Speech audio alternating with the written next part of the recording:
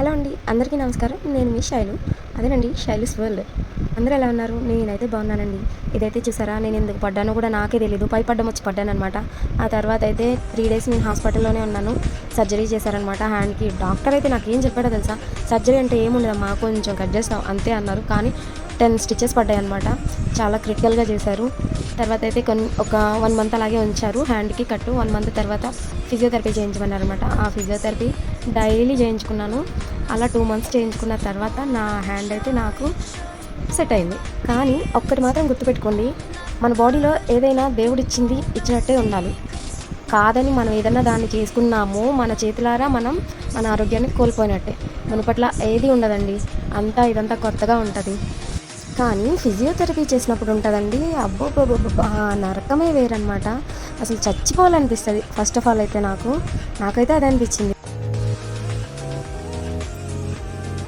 ఆరోగ్యమే మహాభాగ్యం అన్నారండి. అంటే ఏంటో నాకు ఇప్పుడే తెలిసిందనమాట. దయచేసి అందరూ చాలా జాగ్రత్తగా ఉండండి, మీ ఆరోగ్యాన్ని కాపాడుకోండి.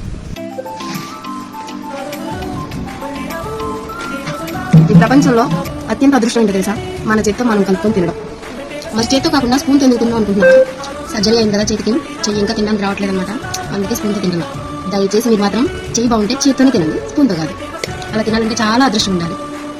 మనం చేసిన మంచి ఎక్కడికి పోదండి. మనం ఎవరికైనా హెల్ప్ చేస్తే ఆ హెల్ప్ ఎప్పటికైనా మనకు ఉపయోగపడుతుంది. నాకు కూడా ఇలా కష్ట సమయంలో నా ఫ్రెండ్స్ అంతా కూడా చాలా హెల్ప్ చేశారు. వాళ్ళందరికీ చాలా థ్యాంక్స్.